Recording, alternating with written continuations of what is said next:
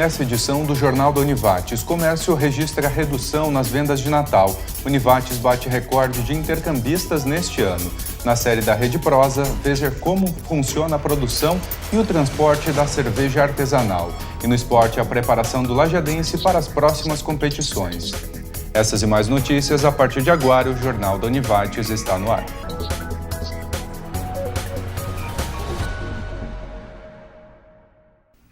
Boa noite. O Decreto Municipal número 9.365, de 19 de novembro de 2014, que dispõe de novas regras para o estacionamento rotativo, começou a vigorar hoje. A medida é direcionada aos usuários inadimplentes do sistema. O usuário da área azul que tiver 3 ou mais avisos de irregularidade não pagos não poderá comprar créditos sem quitar os débitos pendentes. O condutor que estiver inadimplente não será proibido de estacionar na área azul, mas se identificado, vai estar sujeito às infrações previstas em lei municipal e no Código Brasileiro de Trânsito, que poderão ser aplicadas pelos agentes de trânsito. A partir de hoje, os monitores da Estacione Rotativo identificam os veículos inadimplentes e comunicam os agentes de trânsito. Faltam 8 dias para o Natal. Comerciantes na cidade de Lajeado esperam aumento nas vendas nos próximos dias. Hoje começa o horário de atendimento estendido nas lojas parceiras do CDL. Nesta ótica e joalheria no centro de Lajeado, o que mais vende durante o ano são armações para óculos de grau. Mas no período de final de ano, cresce a venda de óculos de sol. Representa uns 20% 20% a mais na venda do óculos solar, no caso. Nesta loja, a procura por presentes já começou. Calçados e acessórios são os mais procurados. O que o pessoal procura bastante é porque tá uma febre de boné e tênis diferente. Então os produtos que a gente mais vende é tênis e boné mesmo.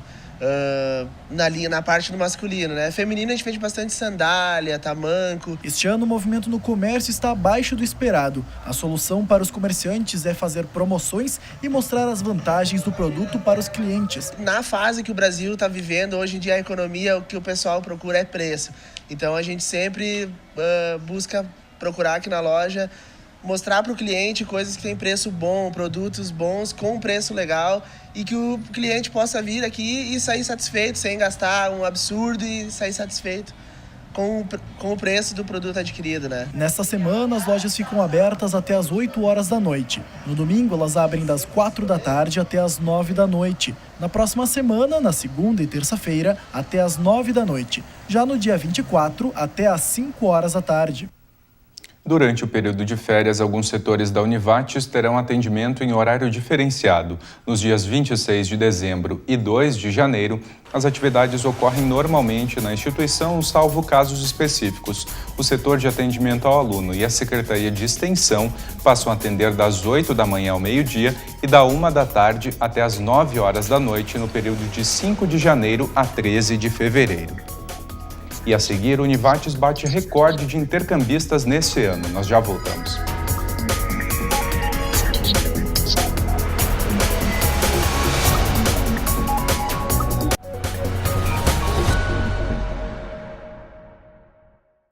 A Câmara de Vereadores aprovou o projeto de lei enviado pela Prefeitura através da Secretaria de Segurança Pública e Cidadania, que cria o Conselho Municipal de Segurança Pública. O objetivo do Conselho é favorecer a busca por recursos financeiros do governo federal via Ministério da Justiça.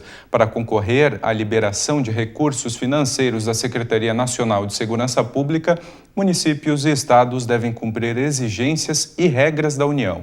Entre elas, ter em atividade um conselho de segurança. As outras são que o município precisa ter uma Secretaria de Segurança Pública, um gabinete de gestão integrada municipal e o Conselho de Segurança. Dentro da programação da 4ª edição da Forquetinha Weihnachtsfest, hoje, a partir das 8 horas da noite, tem a Caminhada das Lanternas. O evento é no Parque Christoph Bauer. Logo após, haverá apresentação da orquestra de alunos. Para o encerramento da programação da noite, haverá entrega de pacotinhos de Natal para as crianças e para a terceira idade. A entrada é de graça. Este ano, a Univates quebrou o recorde de inscritos nos programas de intercâmbio. 87 estudantes viajaram ao exterior e 47 vieram conhecer a instituição. Entre os países mais procurados, Portugal e Colômbia. conhecer novas culturas, adquirir novas experiências. O mercado exige cada vez mais capacitação. Viajar nunca esteve tão fácil. A gente percebe assim que realmente existe muita vontade dos alunos, né? Inclusive porque nós estamos recebendo mais alunos. Esses alunos que a gente recebe compartilham ideias com o pessoal daqui. E aí os alunos da Univates acabam tendo mais vontade de procurar também. No ano passado, a Univates teve 41 alunos no exterior e 24 vieram fazer intercâmbio na instituição. Este ano o número aumentou. 87 viajaram para fora do país e 47 estiveram aqui. Nós aqui da assessoria acreditamos que isso se deve realmente ao fato de os alunos estarem percebendo a necessidade, né, de participar desse tipo de programa, porque hoje em dia cada vez mais assim profissionalmente, né, os alunos precisam saber outras línguas, precisam saber compartilhar valores diferentes, culturas diferentes. Gabriela passou por essa experiência. No ano passado, a estudante de Publicidade e Propaganda passou meio ano na cidade de Leiria, em Portugal. A ideia de fazer intercâmbio ela surgiu já há bastante tempo na minha vida. E quando eu vi a oportunidade de fazer intercâmbio acadêmico pela Univates com bolsa, eu abracei assim de uma forma que não tem como explicar. Assim, eu medi todos os esforços para conseguir. Foi uma experiência incrível, incrível. Tanto pessoal quanto profissionalmente eu cresci muito, sabe? Eu sinto que eu era uma pessoa antes do intercâmbio e hoje eu sou outra depois do intercâmbio, sabe? E isso os meus amigos que estão ao meu redor também notam. A Univates oferece 3 opções de programas de intercâmbio: Santander, Ciências Sem Fronteiras e pela própria instituição. O tempo de duração da viagem de estudos é de 1 semestre pelo Santander e pela Univates. Já no programa Ciências Sem Fronteiras, o período é de 1 ano a 1 ano e meio. É preciso então que o aluno ele tenha entre 20% e 90% do curso feito na Univates, né? A não ser que seja para a instituição, para o Instituto Politécnico de Leiria, que aí a gente precisa que o aluno tenha entre 40% e 90%. Ele tem que ter a proficiência no caso de ser um país de língua inglesa, alemã ou espanhola, que não seja a Colômbia, Argentina e Uruguai. E, enfim, ele tem que ter muita vontade de aprender e de compartilhar, né, culturas diferentes. Interessados em realizar intercâmbio na metade do ano que vem, podem se inscrever a partir do dia 16 de março de 2015. Eu vivi, então, com alguns alunos da Univates lá, mas eu tive contato com pessoas da China, do Japão, da Coreia também, conheci pessoas. Falei muito inglês, então isso influencia muito e a troca de culturas é enriquecedora, eu acho. Recomendo para todo mundo. E agora a previsão do tempo. A sensação hoje foi de abafamento e as temperaturas alcançaram os 29 graus. Amanhã as instabilidades ainda podem causar chuvas isoladas na primeira metade do dia. Porém, ao longo do período, elas perdem força e se afastam do território gaúcho, o que permite aberturas de sol na região. A sensação de abafamento continua na quinta-feira e as temperaturas variam entre 20 e 28 graus. Na sexta, o sol predomina na região. Entre sábado e domingo, o tempo volta a ficar mais fechado com chuva devido ao ingresso de uma frente fria no estado. Veja agora as temperaturas previstas para amanhã.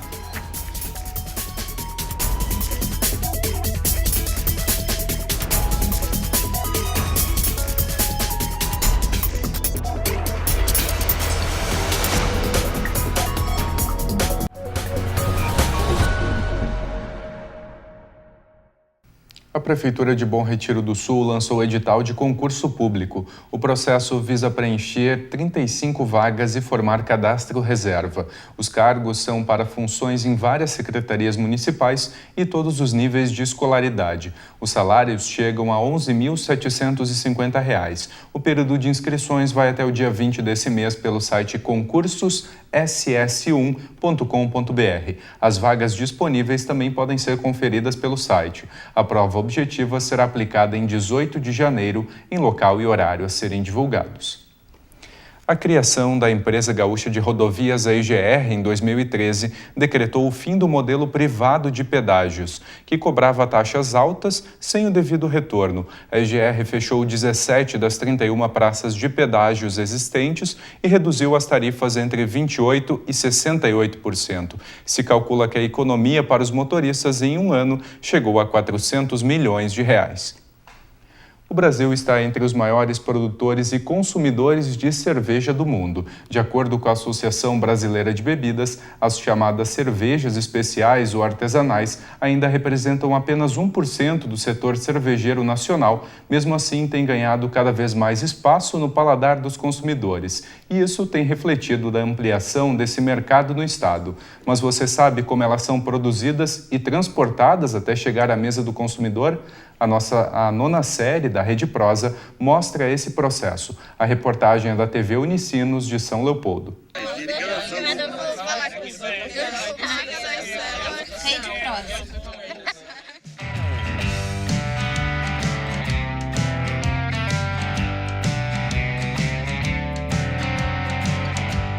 Minha paixão por cerveja artesanal ela começou mais ou menos em 2010, quando eu resolvi conhecer um pouco mais esse mundo. Começou a ter algumas cervejas com mais fácil acesso da linha artesanal. A artesanal ela se propõe a um produto de qualidade, né? Então ela foge um pouco do conceito de beber mais, beber por causa do calor. No começo foi bem difícil. As pessoas chegavam e pediam cerveja normal. Vocês não têm cerveja normal e a gente só tem cerveja especial, né? Cerveja artesanal. Apesar do consumo de cerveja estar crescendo tanto no Rio Grande do Sul como no Brasil, poucas pessoas ainda conhecem qual é o processo de fabricação e também como que essa cerveja pode ser melhor conservada até ela chegar na mesa do consumidor.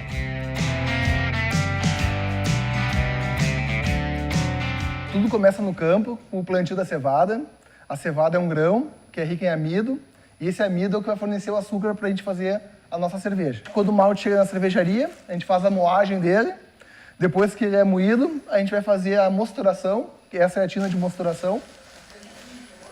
Aqui dentro é feita uma infusão de água e o malte moído.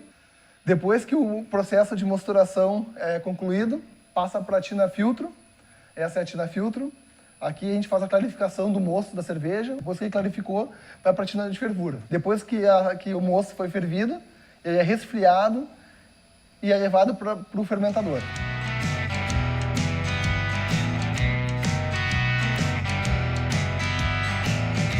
Hoje, no Rio Grande do Sul, para um cervejeiro caseiro, os ingredientes que ele tem, na maior parte, são importados.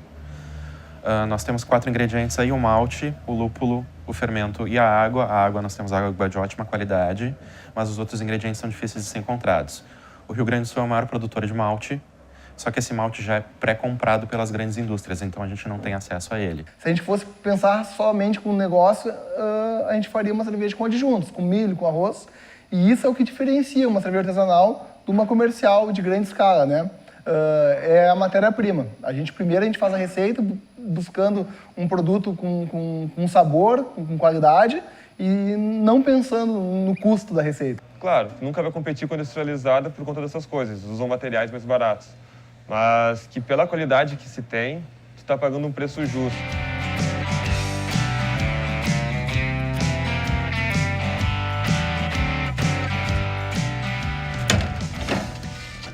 Com relação ao transporte da cerveja em si, nós temos que considerar que quanto mais próximo do local de venda, melhor, porque ela vai sacudir menos, ela vai trabalhar menos fisicamente. Por isso que vem aquele ditado, né, que a melhor cerveja é a cerveja que tu consegue enxergar a chaminé da fábrica, que está tomando ela mais fresca, né? Algumas das cervejas que vão ser transportadas por distâncias mais longas, elas passam, na verdade, por um processo de pasteurização. A pasteurização aumenta o tempo de vida útil em prateleira, fora do gelo. Então, todas as grandes cervejarias pasteurizam suas cervejas. Muitas micro cervejarias também pasteurizam. A gente queria também abrir o horizonte para outros estados do Brasil. Então, o que a micro cervejaria fez? A gente resolveu também trabalhar com a cerveja pasteurizada. Então, com esse facilitador, o transporte, a logística, se torna muito mais fácil para poder enviar para um distribuidor do Rio de Janeiro, que a gente tem, Santa Catarina, Bahia. Então, isso aí facilita demais, né? Tu não precisa exigir um transporte de um envio num caminhão refrigerado, por exemplo, que custa muito mais caro e vai chegar para o consumidor final muito mais caro também. A Maniba optou por não pasteurizar. Então, a nossa logística tem que ser muito mais rápida e muito mais ágil.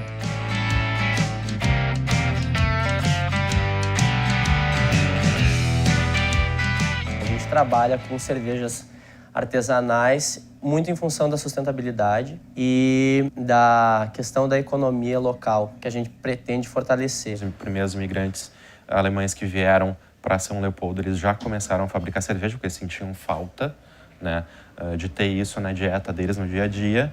Então, uma das primeiras cervejarias do Brasil se estabelece em São Leopoldo. Hoje em dia, se a gente for considerar o segmento das cervejas industriais e das artesanais, nós temos um crescimento das artesanais de em torno de 30% ao ano, quando as industriais estão, na verdade, caindo no consumo, exatamente porque as pessoas estão se conscientizando que não precisa beber tanto, tu pode beber menos e beber melhor. Com o boom da cerveja artesanal, vários investidores estão entrando no mercado, acreditando que seja um bom negócio, só que uma micro cervejaria ela tem que ter alma, né? Tem que ter alguém por trás dela que ponha a sua cara na cerveja. É um hobby maravilhoso, quem começa a fazer cerveja é difícil parar, né?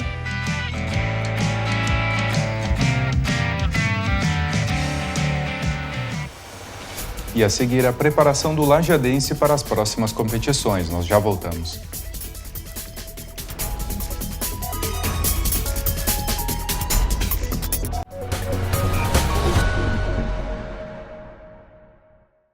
Após a divulgação dos valores do IPVA pela Secretaria Estadual da Fazenda, o Detran-RS publicou no Diário Oficial do Estado o calendário de licenciamento 2015. Os valores de todas as taxas que compõem o licenciamento já estão disponíveis para consultas no site do Detran. O período de pagamento da antecipação do IPVA começou hoje na rede bancária conveniada Banrisul, Itaú, Sicredi, Bradesco e Banco do Brasil para correntistas. Os gastos com aluguel ultrapassaram 30% da renda familiar em aproximadamente 1/4 dos domicílios alugados no Brasil.